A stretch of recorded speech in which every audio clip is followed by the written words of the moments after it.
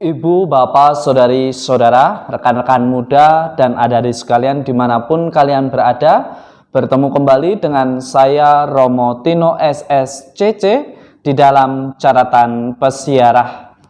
Di dalam perjalanan hidup kita, patut untuk kita sadari dan kenali bahwa Tuhan menghendaki agar Anda dan saya serta kita semua mendengar, dan tidak hanya cukup mendengar, tetapi mengingat dan melakukan apa yang baik yang Tuhan sudah berikan kepada kita di dalam persiaran hidup. Sebelum kita mendengarkan permenungan dari catatan pesiarah, marilah kita membuat tanda kemenangan Kristus. Dalam nama Bapa dan Putera dan Roh Kudus. Amin. Allah Bapa Maha Mulia, Putra-Mu datang bukan untuk meniadakan hukum Taurat, melainkan untuk menggenapinya. Buatlah kami semakin mencintai sabda dan perintah Putra-Mu yang membimbing kami menuju pertobatan yang sejati. Demi Kristus Tuhan dan pengantara kami. Amin. Ibu, bapak, saudari, saudara, rekan-rekan muda, dan adik-adik sekalian yang terkasih di dalam Yesus Kristus. Setelah kita diminta untuk belajar mengampuni mereka yang salah kepada kita, dan ketika sulit, kita diajak untuk mengingat bahwa Anda dan saya serta kita semua pernah diampuni. Dan hal ini semakin dipertegas agar Anda dan saya serta kita semua belajar untuk mendengarkan apa yang sudah ditetapkan oleh Allah di dalam persiaran hidup kita. Kita dengarkan, kita lakukan, dan kita ingat apa yang menjadi ketetapan-ketetapan itu dengan setia.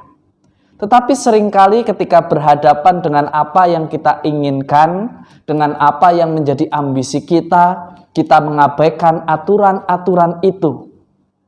Padahal aturan dihadirkan di dalam persiaran hidup kita untuk mengatur agar dinamika hidup manusia tidak saling bentrok, tidak saling menghancurkan, tetapi mengatur semuanya hingga akhirnya terjadi dinamika yang harmonis. Tetapi seringkali yang terjadi, ketetapan-ketetapan itu dihadirkan tidak menurut apa yang Tuhan kehendaki, tetapi seringkali ketetapan-ketetapan itu kita hadirkan karena memuaskan kita yang memiliki kekuasaan.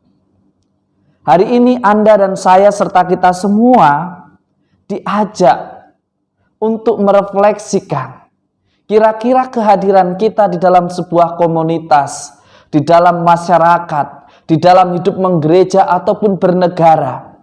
Kita termasuk pribadi yang mana datang lalu merubah segala sesuatunya seperti apa yang kita kehendaki, atau datang melakukan semuanya seperti yang ada tanpa mempedulikan keselamatan sesama kita. Ataukah kita menjadi pribadi yang sudah Tuhan Yesus ajarkan dan berikan kepada kita? Yesus datang bukan untuk meniadakan hukum Taurat ataupun ajaran para nabi, tetapi menggenapinya. Memperbarui bukan berarti menghilangkan yang lama. Memperbaiki bukan berarti menyatakan yang lama salah. Seringkali kita sesat pikir hanya karena berpikir bahwa yang dulu salah, yang sekarang pasti benar. Terkadang kita harus lebih bijaksana. Karena yang Tuhan kehendaki adalah pembaharuan yang menjunjung tinggi nilai dan martabat keluhuran manusia. Jika aturan itu dibuat hanya berdasarkan ambisi, maka yang terjadi akan terjadi begitu banyak benturan, akan terjadi begitu banyak kekacauan. Karena seringkali ketika membuat kebijaksanaan hanya berdasarkan apa yang menguntungkan diri kita sendiri, tetapi tidak memikirkan apa yang baik untuk keselamatan bersama. Di dalam Injil suci, Menurut Matius pada hari ini kita diingatkan, barang siapa yang meniadakan salah satu perintah Taurat sekalipun yang paling kecil dan mengajarkannya demikian kepada orang lain, ia akan menduduki tempat yang paling rendah di dalam kerajaan surga.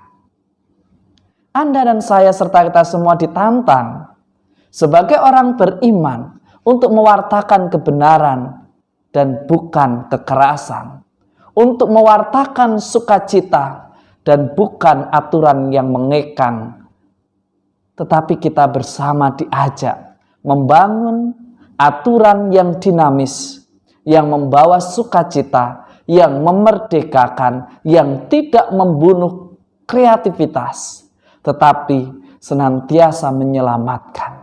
Bukan meniadakan yang lama, tetapi melengkapi sehingga dinamika di dalam hidup menggereja senantiasa berwarna di setiap lembaran kehidupannya. Semoga berkat Tuhan senantiasa melindungi dan memberkati kita, Bapa dan Putera dan Roh Kudus. Amin. Jika Anda dan saya serta kita semua berpikir bahwa ketaatan yang kita lakukan supaya dilihat, supaya kita tidak ditegur atau tidak dihukum, maka sia-sialah kita hidup di dalam aturan. Mestinya kita memiliki semangat hidup dan taat di dalam aturan karena demi keselamatan kita bersama, karena demi keselamatan nyawa kita.